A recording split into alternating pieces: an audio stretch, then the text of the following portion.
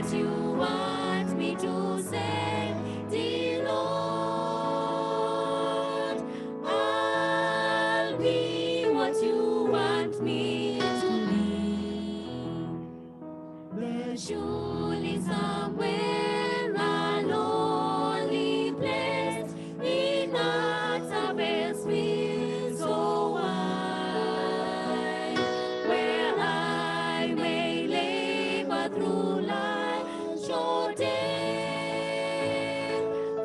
Jesus the crucified,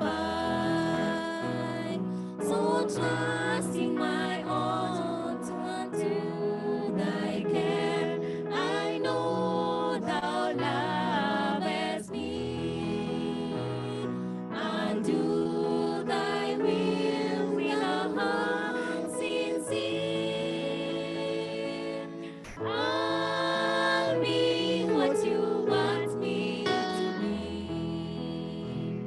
I'll go where you want me to go, dear Lord, over mountain or plain or sea. I'll say what you want me to say, dear Lord. I'll be what you want me to be.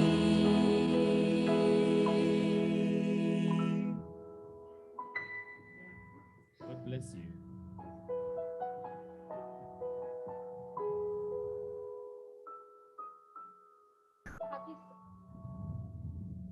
Happy Sabbath.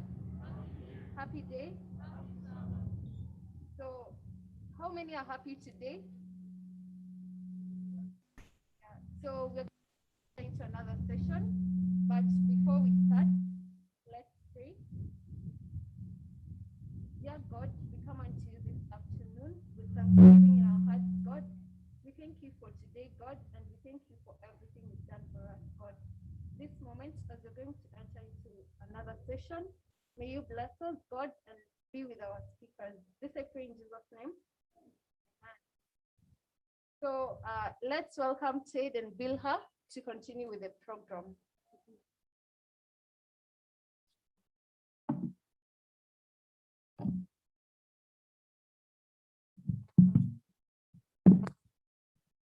Good afternoon.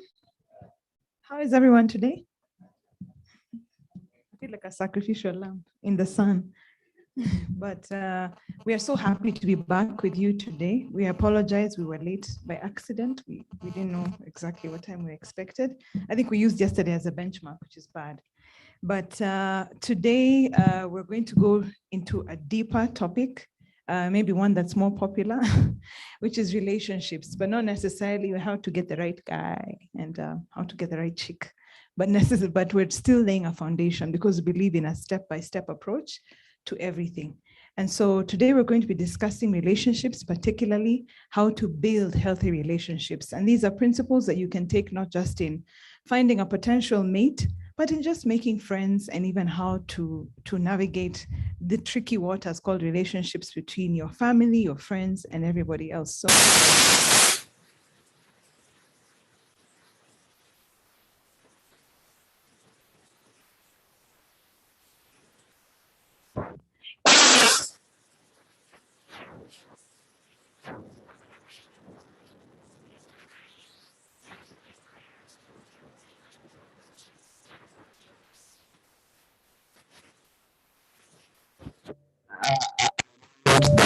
Character should be absolutely on and off, depending on where I am. Amen. Thank you so much. Anyone from this side? Something you learned yesterday?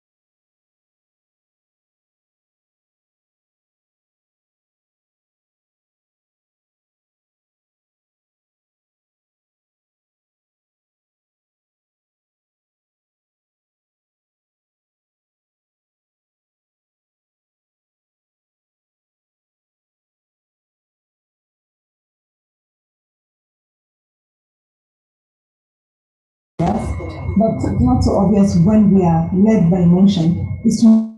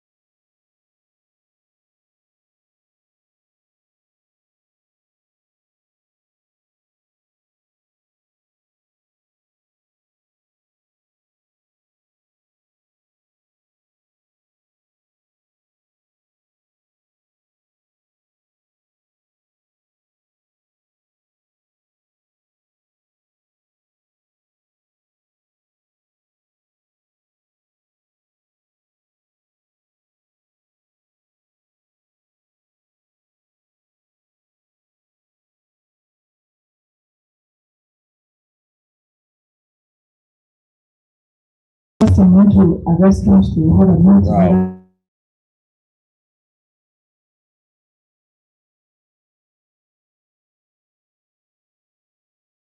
Thank you so much.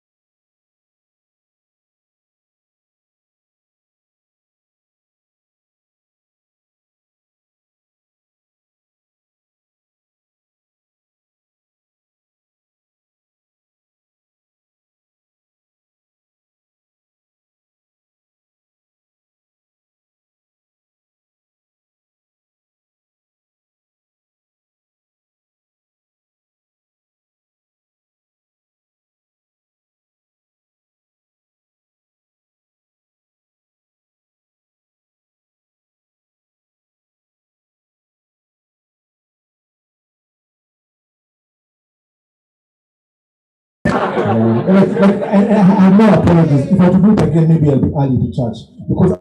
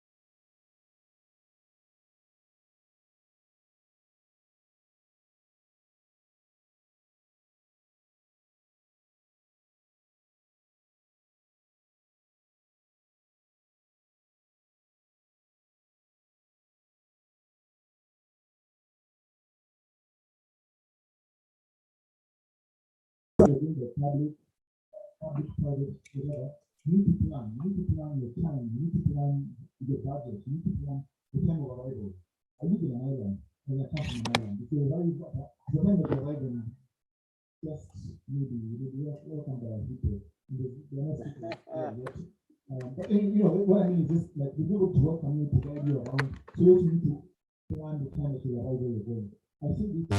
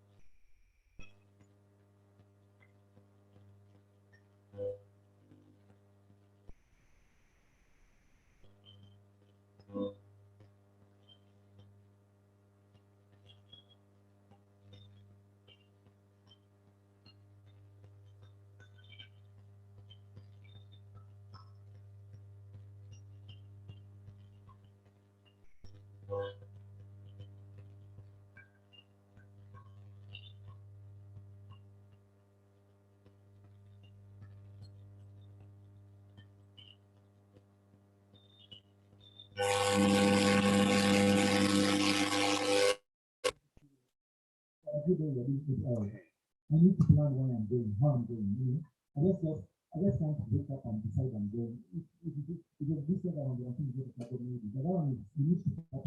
You know, if your car gets spoiled in the road, what's your plan? You can need to something. What's your plan? So this kind of thing is the kind of preparation it takes for us ourselves. And then this kind of thing when you're going on a journey, it also depends on the department you're going with. I like camping, and a person who likes camping, I'm happy to see the principles have here. But one of the things also, many of the friends I knew were pretty things with camping. And I love that, you know, just the bare bones of it helps you know, at least for me, helps me know that we can get along, you know? Like, oh, you're chocolate, you can laugh at how burnt the food is, how smoked it is, or how good it is. Anything like that makes for a good conversation. How adaptable are we? And when something on the journey, you know, like, on the road, it's such a you know. So the thing is, how adaptable is the person who you're going with? So it's a journey, and I think that part of the principle over there when you're preparing for the journey is how when you look at this scenario is when it comes to relationships, your thoughts around it. How do you approach it? Do you approach it as a journey or destination? You know, I believe in you growing instead of going into a relationship. Growing in a relationship starts like this. Growing is like hi. Oh, hi. Yeah. Then tomorrow is like, how are you? Fine. Where do you go to? Which church do you go to? Central Church. Okay. Then the thing is, you keep on layering things on it. But going to a relationship is like this. Going to a relationship is like this. Hi, my name is Ted, and I think you're really beautiful, and I want us to get married. You see, like that is going into a relationship. You're not growing into it. You're not getting time to get feedback, to figure out what do they like. You've already come with your agenda. Now umeamua hivi ndio kunaenda, you know. So the thing is just let it grow, because sometimes I've seen this happen. You know, this particular thing is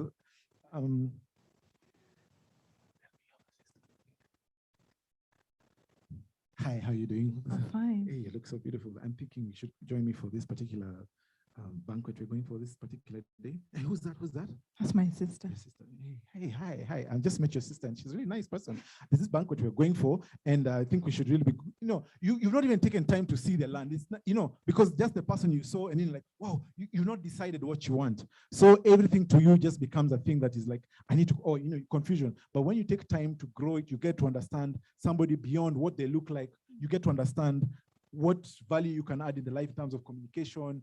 Can you, what it is about them. Sometimes just like one of you mentioned, like the whole idea of sometimes it's just you liked somebody for what they look like. That was it. But that's okay. When you come to talk, you find out that, hey, say what? Ati? Like you can't contribute to much conversation, or there's very limited conversation in that kind of space. I think those are some of the things I would mention. Okay. The second thing is, I wanted to add also to your point about, the first point was involving God at every step, but you made a beautiful analogy about taking a trip. Getting into a relationship is like taking a long journey somewhere. And we're trying to focus more on the marathon part of it and not the sprint, because sprint will get you into trouble. But I wanted to borrow from your analogy about what taking a trip sometimes also means you do a recce. You scout the land, because sometimes we have very false expectations of what a relationship should be. And then when you finally get there, you're like, oh, this is not what I signed up for. So the same way when you're going to a destination, so you Google it. You go to Google, then you find out what pictures are there. Is there a beach? Is there an Airbnb? What do the hotels look like? What are the tourist sites that you can go and visit? But many of us don't even ask from those people who have been there before. If you have someone who's gone to Mombasa and you're going to Mombasa for the first time, so it's only wisdom that you ask the guy who went how it looks like, right? And so it's important to ask someone who's been there and to ask what exactly is expected of me, because many people jump ship, and not necessarily even in relationships, but even in divorce. We know friends who have divorced very early because they didn't scout the land. They didn't do their homework about what marriage really, really took. And so they got into there with a fantasy idea, and soon enough, the boat became rocky and they moved on. The second thing is to accept diversity. Another recipe for a healthy relationship is to accept diversity. We are not looking to date, it sounds rude. We're not looking to date our sisters and our mothers. And we're also not looking to date our brothers and our fathers. A lot of us go into these relationships thinking, but my dad doesn't do that. My mom never would have done that. And that's such a recipe for disaster. From the beginning up to the latter end, even into marriage. Those of us who are married here can testify. Comparison to your family members and your spouse is one of the most terrible, almost cardinal sins, because it sets a relationship up for failure. People are different. People don't think like you. They did not grow up in the same home like you. And the beauty about Christ's body, even it's I don't know if it's Paul who talked about it. He said the head needs the neck, which needs the arms. The body of Christ is diverse because we all have a special part to play. So accept diversity. For a long time, I was searching for my father. I was looking to date my father. I would compare the height, the skin color, the broadness, and he's quite a towering man. And then I realized, wait. Why am I looking for that man? Kuna vitu mob ningetaka kuchange, hata sitaki kujua. There are certain things I realized I didn't like about my father. And so what I had to do was re-engineer everything and ask God, please create for me what exactly an idea of who suits me is. Because so far I've been looking for my father, na sijampata first of all, and the times nimempata, I've actually not liked that guy. So it's sometimes a natural inclination to move towards that which you are familiar with. But it's important to moving to what we're familiar with, it's important to move to what is Christ-like. And so some of us are already on that path. We're already doing the right thing. We are pleasing God in all our ways, in our thoughts, in our actions. But those of us who have reared off, switch off GPS, Google Maps, go off, you're the one who switched it off. You need to search for God, and He's true and faithful. He'll create in you a desire that is different from that which you have now, that is godly. And so sometimes what you end up finding is that you marry someone quite different from what you would have married if you were looking with your carnal eyes. But that's not, the point is that you'll be happier, you'll be more content. And so diversity, accepting diversity is important. Do you have any point to add there? Maybe they do have a point to add. Any questions from you guys? I think we want to load as we go, because sometimes I know we can possibly talk very fast, or sometimes people listen very slow. It's one of the two. But anyway, which one is it? Anybody with something to a question so far about what we've spoken about? Yes. Questions? Okay, let me pick out this one.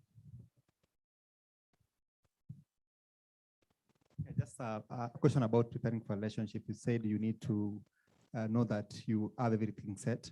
So I'm asking, is it the same as preparing for marriage? Do you need to ask yourself, am I ready first before even you start that relationship? Maybe I'm asking from a point of a student, maybe a medical student, that maybe you are starting a relationship in first year, you'll spend 7 years in school, and then you find it is too long. So as in, what do you need to check? That's a very valid question.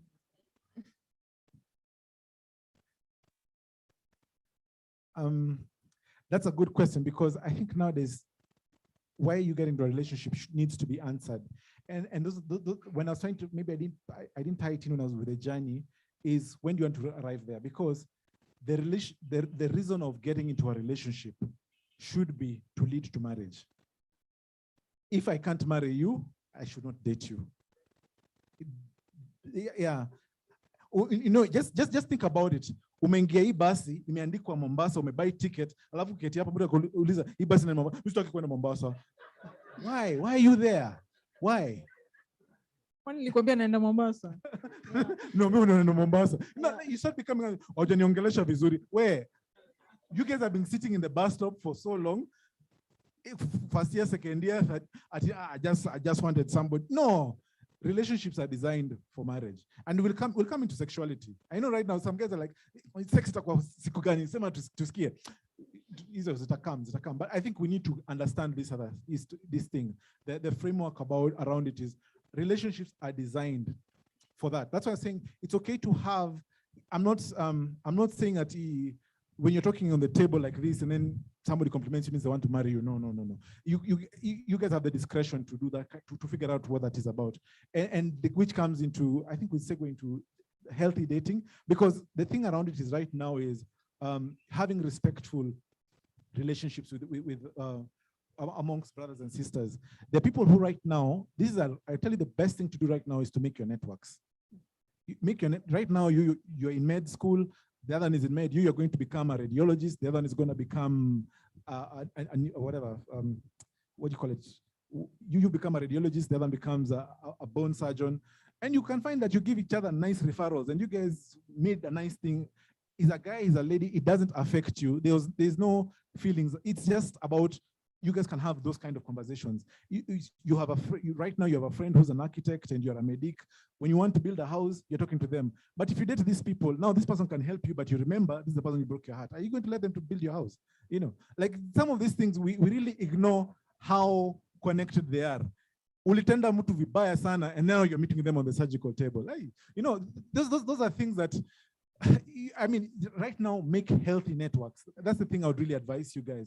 If you're not, I know there's provision that people who get married in campus, and if that's what your desire is, go for it. Like you have a plan, like we are getting married in year 3. If that is the plan, then it is, you know, parents are consulted and all the things that are required around it. But the idea of getting into what is called a casual relationship is not godly, and it damages you more than you imagine. Some of these things, I've seen them. I have a friend who, I mean, I've learned from guys who've gone before me, and he's one of those guys who told me that you just need to date one person. Like, just pray that she's the right one, you know? You don't need, you imagine you're either spouse. He was telling me how he had dated so many people that this story is also, again, what is it? How many years back? Several. Those days, there were like 4 like main eateries in town. You know, then it was Nando's, Tia's, I can't remember, but there were like 4 of them. And out of his more than 4 girlfriends, he had gone to all those 4. So he's like, one day he's gone to a restaurant and he's starting, somebody shows up and he's like, Kila saa unachelewanga, and it's like, but it's the first time I'm meeting you here. You know, you're carrying in baggage from other relationships. So it also just pollutes you. You know, you don't have your mind is confused. You're carrying experiences from other people. And these ones are just talking about just relational experiences that need not to be, because you've really worn yourself out. So these are the things just to think about. I know it's a long answer, but I gave the disclaimer the other day. The point around that is, when you want to date because you want to get married, and when you want to get married, you need to figure out the things you need to get married. The point of just engaging, no, that's not wise. Thanks. So yes.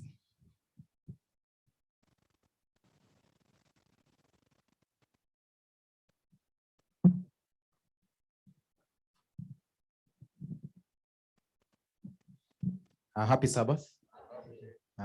So I have a question. Bill, how you say that that these people who look for, these likable traits from those whom they know, but are those who are running from what they know? For example, maybe they've come from abusive families, and so when they meet a lady who reminds them of their mother, they just freeze and run away. That is a metaphor, and and if they see their father in a man, so how does one deal with that in the journey of seeking one that he or she can call a beloved?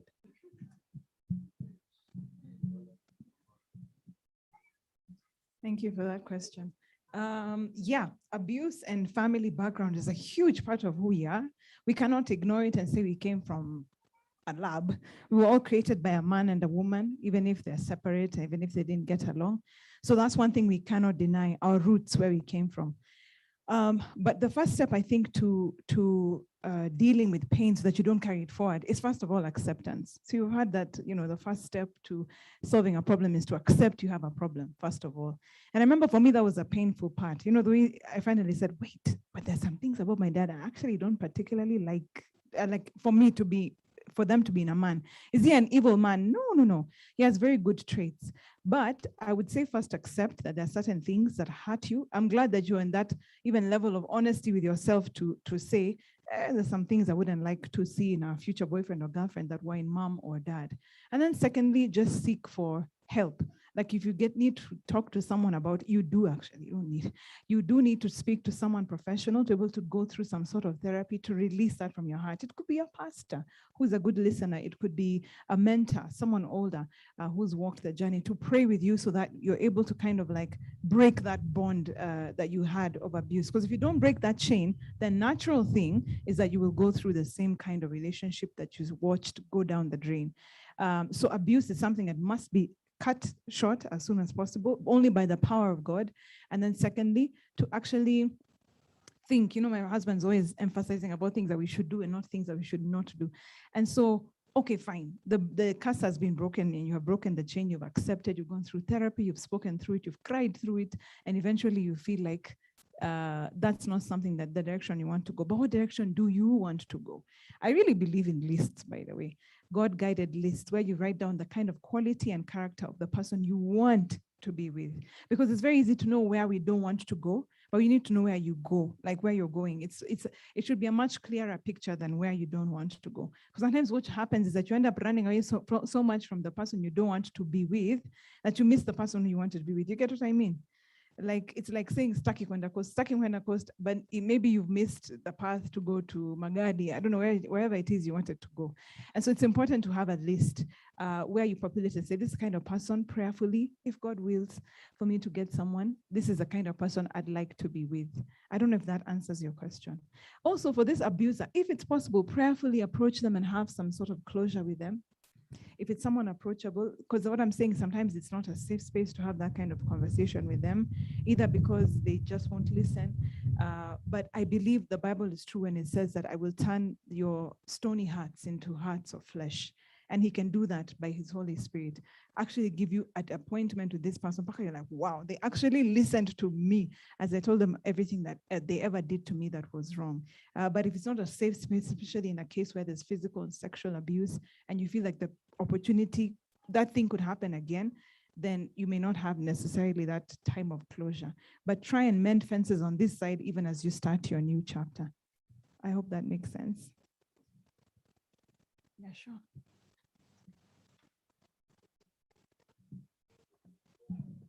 Hi all.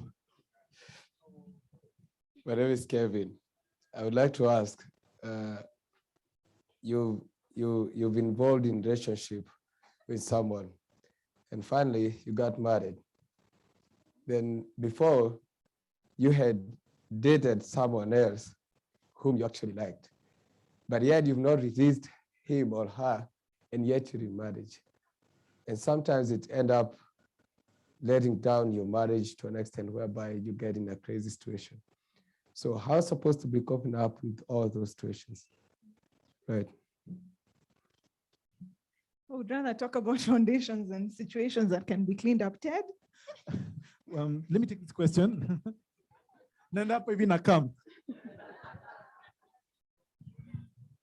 Happy Sabbath, happy day. I'm not used to using the English language so much because I come from a country, but it can still work. So this is my question. It will come in a point form. So you say that in a relationship, that when you engage in a relationship, it should be aimed at marriage, right? But now, how will you know the traits that you want from a lady if you do not engage in such relationships? Because maybe you want a talkative lady or want a silent lady. How will you know that if you don't engage in a relationship? Because there are some things you cannot do with your friend, but you can do with your girlfriend. You can share things with your girlfriend more than you can share with your friends. What are those? Anyway, Asante, I'm still processing your question, but to answer this, I believe in, I feel like many times, and maybe my wife alluded to it, that idea of many times we have what are called not goals, and they're not healthy. Not goals is do not, like those things, that's all we know. Don't go this, don't. But what are the things that we can do? We know it's good to know what that boundary is, but how many of us have conversations about what is this thing that I can do?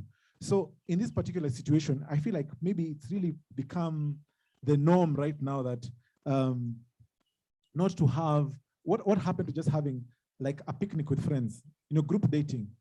And I'll put myself in that example, because when I met my wife, first of all, I'd had 2 Adventist heartbreaks. Ni uchungu. Unaenda church, mtu anasema trust, and obey, unasema huyo. All to Jesus I said, I'm a church boy. What else do I run to? Unaenda church.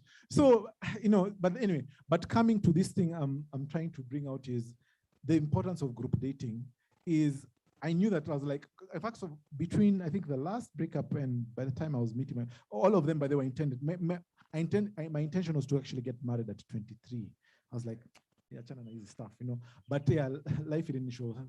It has other ideas about me, but now, if I just fast forward to make it relevant to this thing, when I met my wife, most of the friends I grew up with had flown out for studies in other spaces, and I'm thankful to God. I'm one of those guys who I tend to, when I make friends, I don't drop friends. May I keep them.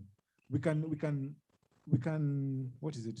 We cannot talk for a year, but when we talk, we're just from where we are, So my boys, we don't have to talk to them every day. It's like, the conversation can start from the end. It can start from it doesn't have to have a particular formula. So, but I'm saying this because it was important for me to let my wife to know who I am. And the best way for somebody to know who you are is to see you with your friends.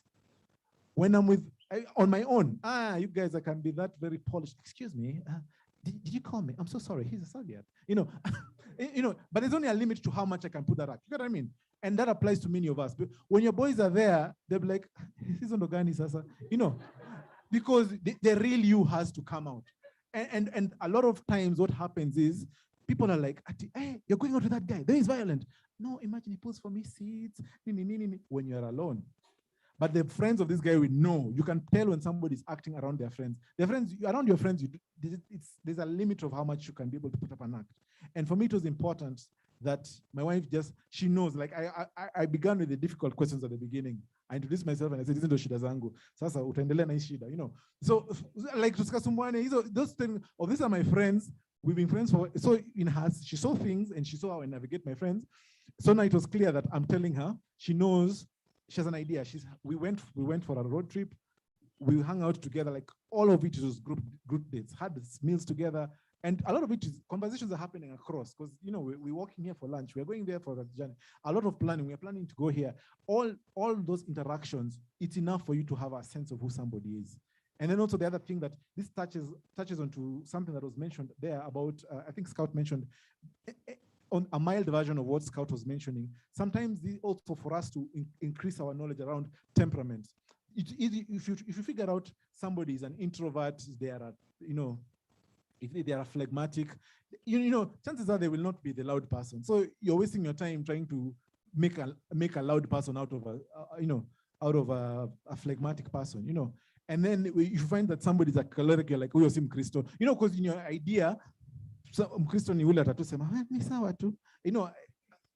Choleric atakwambia ni sawa, lakini utajua ni sawa, you know. So, but the thing is, have they lost? You know, they're all still. It's just a temperament, and this is how God has given us. There's already a framework of understanding people in this type of spaces. So I think some of that is just my answer to you is expand your reach with people. And the other thing also important, very important for this age group, it's not said enough. The importance of group dating is when you are interacting with people in that space, you save yourself from those intimate traps. You know what I mean? Yeah, you're not going to search these things that we hear. You know, like amongst your friends, you're having this. You've gone for a UoNSDA thing. Your guests are coming over here singing. You're together. You know, if it's a library plan, it also keeps you in a productive space. But this thing of you're just together. Look, the sky is so sky. The clouds. Let me come and see. You know, you put yourself. Then generally you're walking yourself into temptation. You know, so I'm just telling you guys, like, I'm telling you what you can do. Find out, go and look at animal orphanage. How many of you have been to an animal orphanage? Look, Angalia, you know, imagine, that's a very simple plan to go. You can go alone, you can go with people. It's more fun when you go with people, you know, but just find out if you choose to go for, yes, there'll be time to have those one-on-ones, but the point is the bulk of it, you want to have, first of all, most of your daytime, if you're going to see each other, you do daylight manenos, you know. This also creates another scenario of a trend that I've seen in this generation that is very prevalent, which is secret dating. Can you imagine if Christ loved us secretly? Yeah, you know, God so loved the world that he gave his only son. It was open. It was open. This is, and if we're going to model love, it's the love of Christ should be what we are modeling. You know, Christ, he was not ashamed of us. You know, so for you, if somebody loves you only when you're together, the two of you, that's a flag. And when you're together there, oh, poetry, kibao. When the people come, there's a problem, you know. So I think those things, you want somebody who will own up to you. I mean, somebody who appreciates, celebrates you. So putting yourself, some of those indicators, you don't need to be in isolation. You just see how it plays out. You'll find that, oh, when you're together, oh, you're so funny. And then when other guys come around that, hata sijui dem anatakanga nini. Ananifuata tu sana, you know, kila sana tu like post zangu, hata mimi simuelewi. You guys, it's just, those are just markers enough for you to just, you know, figure out if this is what you want for the rest of your life. At this point, what are the expectations? You guys, the expectation is not to pay school fees, not to pay rent. If somebody can acha you and there's little baggage on them, now when that is loaded, what will there be, you know? Let me move to another question over here. Yeah, or I can yeah, address good. it. Yeah, so my brother, your question honestly is very pertinent.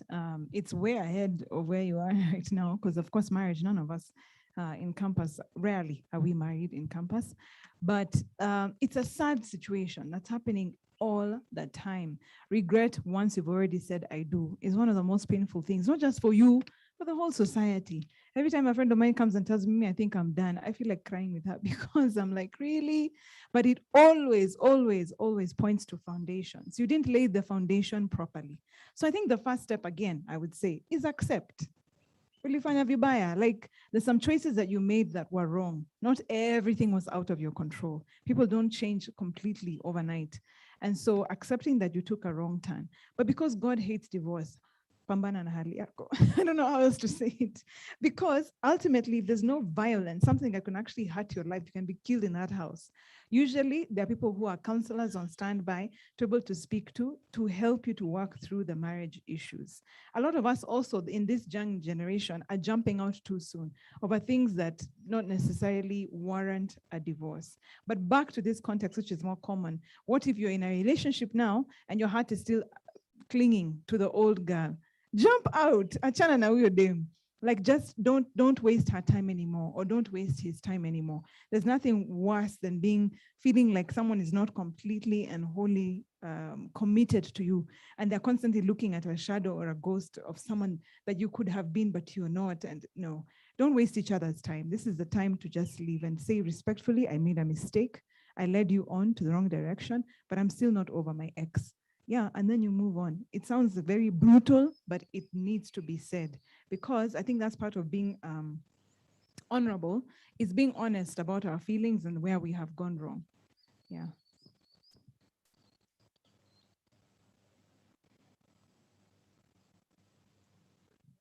Amen. Happy Sabbath, happy day. So just to add on your point, and also in relation to what he just asked, there's actually need for you to completely heal over the past relationship, because without that, you will actually be like piling all the heartaches and all the baggage on this other new relationship before you actually get into a new one. So even after you jump into the next one, there's need to do complete healing. And I think she just mentioned some of them. If you find it easy, you can go to a counselor. You can find a way out in which you can just share with someone if you feel comfortable about it. And of course, there are those who had such experiences, and you're never a loser, yeah? And none is perfect. So maybe because of the past, maybe you love this person so much, and the heartache was just too deep. Maybe people were like, this was the ideal of everything, you know, those peer pressures and all that. But there's need to get completely healed before you get into another one, because you'll just be, you're trying to heal from this other person, which is not really the case. Just the same as drinking poison and then expecting the other person to do what? To die. Thank you. I can relate with that. I'm part of the thing I told you when I was done with my Adventist heartbreaks. It took like each of them, it was like like 4 years. I took a 4-year break, and each time I came back, it's like I'd forgotten what it is like to date. And I seen that the power in giving that thing time to clear. Now there's this thing of somebody dates for 2 months and then they're in another relationship. I'm wondering how. You know, I'll just give you another short story. True story. How many is it? 3 months ago, 4 months ago, I was involved in a road accident, and I broke my hand. I fractured my elbow, dislocated my elbow, fractured it, and broke fingers. For somebody who does a lot of things with my hands, that was, I mean, it was very traumatic. And to date, I mean, I was really big into a lot of physical. I mean, I used to do my daily cycle. I mean, I used to cycle 5 days a week, and my average cycle was 20 kilometers. And Sundays when I would do my big ride, and that used to be like 60 kilometers, you know, so I'm really, really, really active. And since 28th May, I've noticed like my exercise now looks like walking. Like if I'm walking, that's exercise, you know, but part of it is because I am healing. I'm aware I'm going to get physio and all these other things. But some of these things that we do, and that's the same thing that happened to my hand, broken-hearted. Why don't we love and respect ourselves that much? To give our heart time to heal. Watch it upon, let it come back together. Let it, you know, just let it, it's okay. You know, you don't need somebody to tell you that they love you for you to heal. No, that you then at that point you're using somebody as a band-aid. Then when you feel you may ponder, you're like, now you dispose of them because you feel like you're back into your space. So it's important for you to give yourself time to heal. If a relationship fails and you do a thorough audit, you need to do a thorough audit to look at what were your fail points, you know, because you can't change the other persons. If they have fails, it's clear that they have, but on your point, at what were your fails? What was it that you ignored? Was there a sign? You know, sometimes kuna kongana watu kuna butwa, I mean, it can hit you, but if you have a really thorough audit, look at it and you're like, God, help me grow in this space. Help me learn what I'm supposed to learn about from that whole situation, so that you can have healing. Because I mean, many times it has been said, hurt people. So you don't want to be one of those people because umeumizwa. Now you're like, last time alikuwa kichelewa. This time you're like, where are you? Niko njiani. Bado uko kwa kitanda. You know, because you're like, yeah, and then the same our show, you find that it breeds a lot of contempt, and people now, it even corrupts your heart in terms of giving your best. Now becomes like a torture game. So that's not a space you need to be. And I'm just really overemphasizing the point around importance of giving yourself time to heal. Yeah, so there's a lot of things that, I mean, the points that I was going to mention that Ted has already gone through, but my last few ones was take the wheel, which is take responsibility. A part of having a healthy relationship is taking responsibility, and not when you're in the relationship, before you get into the relationship. Know that you're going into a space where you need to be mature. Relationships are not for everyone, by the way. See our total. So it's important to be mature in the mind and realize that there's a part you have to play in this relationship. So if you need to go for counseling or therapy, do it, because that is what will qualify to you to be in a better mental space to be in a relationship. But take responsibility, because there's nothing worse than halfway through blame game starting to happen. You know, Ted was saying that for this particular point, it's like the way Adam said, see me, God, see me, you demo limpatia. You don't want to get in a situation like that, because really it's not your demo limpatia. When limtafuta. So ultimately, take responsibility, take the wheel. And then number 4, secret to building healthy relationships is to build better communication, not better chemistry. Sex has its place, it's true, but there's nothing worse than working so much on whether he's attractive to you, whether she's, then building communication. Ted. Yeah, we'll pick it up from there. Wow. So now you guys, the bell has rung, and I'm trying to be obedient. So, Mr. Timekeeper, can we take a question, or we can just hold those and still kesho? Tomorrow, okay, fine, because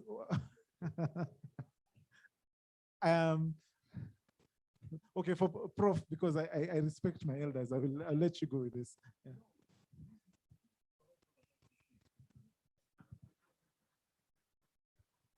Oh, hello, madam. Let me say this, really. I've enjoyed your discussions with Ted and Bila, but really, let me say this, and I won't say it blunt. There is no way ever in society and in your group that you shall get 100% factuals of a spouse. Never. There shall be variations between your own self and that individual. You must pick that well. 2, you have to give in, and the other person gives in at some point. I can have my 10 blunt points. I'm a married man with 4 kids, really grown-ups. And I'm saying this through the best of a marriage for almost close to 40 years. There is not a single day in society or a single year when you shall not have a small difference of an idea, an opinion, a thought, a do. Your wife may like a Mercedes Benz. I may like, no. I may like, sorry, I'll stretch this for just 1 minute and then go, because I realized this, I didn't know, I was just waiting. I saw Bila and Ted, so family life. I thought they were going to talk about that things. I say, I want a Lexus. She says she wants a Benz or a Pajero or whatever. You sit and argue, money is there. So really, there will be small differences, but marriage, Bila, is a constitution where you have to say, yes, I do. Use the right hand, right? When you say I do, it's a constitution that you are stuck on to. To come out of it, you need mountains to do the deconstitution.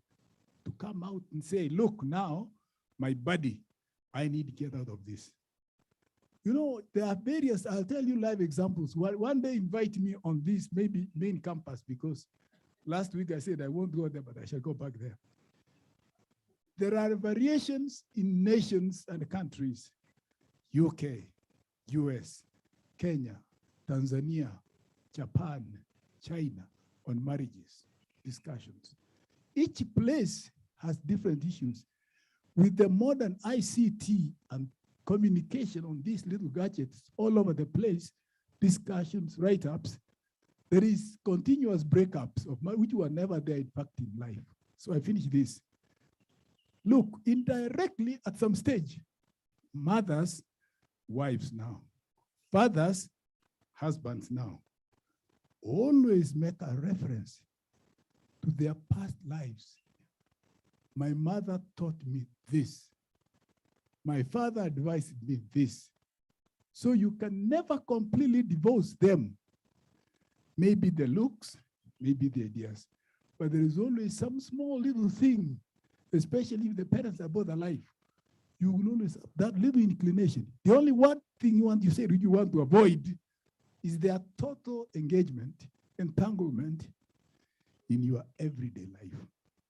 Otherwise, everything else you said, cool. But this is it Y generation?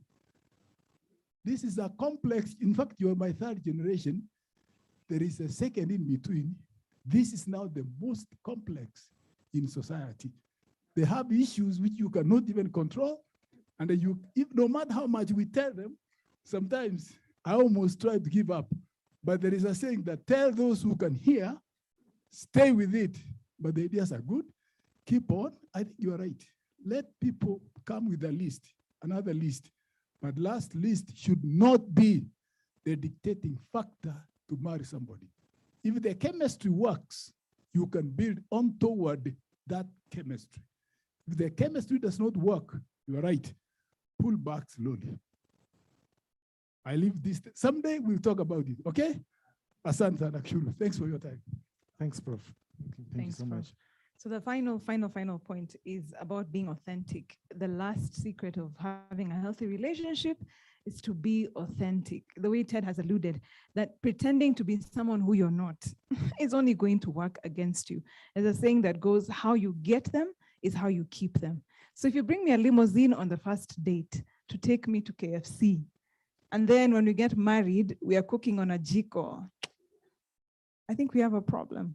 So it's important that the standard that you set from the beginning is something that you can keep. Does life change? Absolutely. Maybe you're broke genuinely, but I'm talking about the exceptional situations where you really pretend that you're someone else and you have other things that you really don't have in order to impress. And for the ladies, I would say you act like, how I really love washing dishes.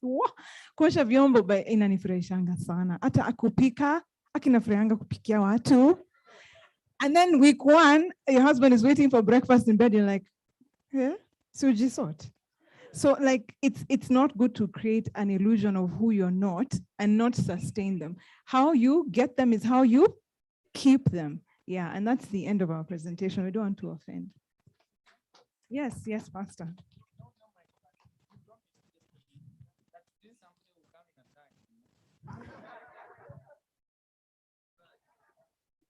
It's true. Weather ni mbaya. Kuvata iko hii weather. Thank you for the reminder. Thanks, guys. Let's bow our heads forward up here. Heavenly Father, thank you so much for all that you've done for us. Thank you for the sharing, the learning, and what you've taken us through. I pray that you may give us these guardrails to keep us safe and help us be vessels that are able to be salt and light in this earth. I pray that you may keep us on the straight path. For the things that distract us, I pray that, Lord, you may give us the strength to overcome this and help us trust your word and the process that you set forth for us. For the rest of the programs for this day, we put them into your hands. This is our prayer, believing and trusting in Jesus' name.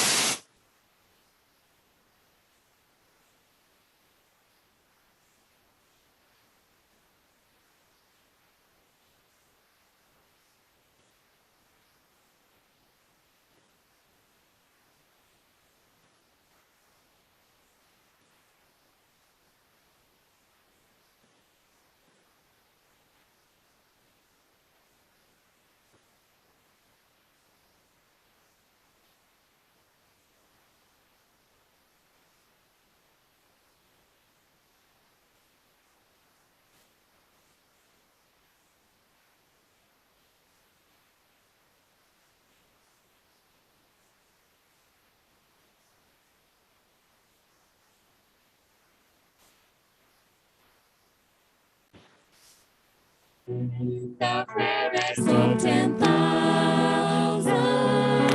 In my blessed Lord I see.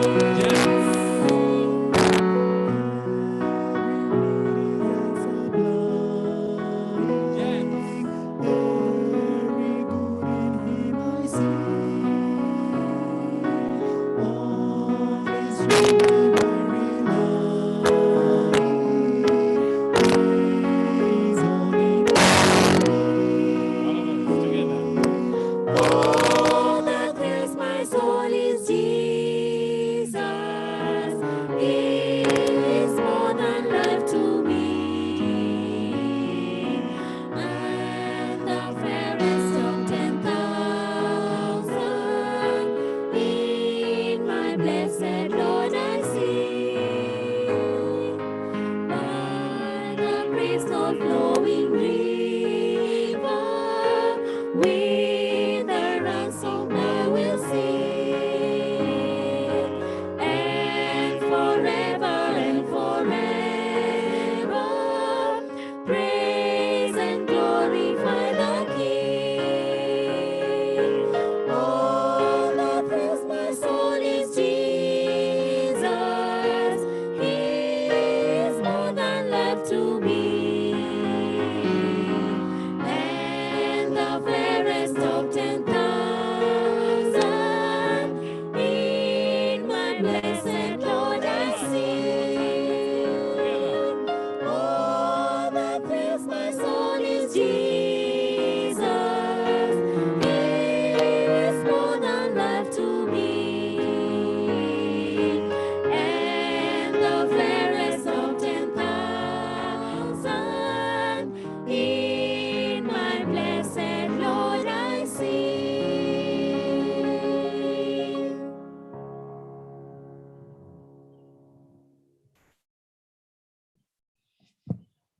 God is good, and all the time.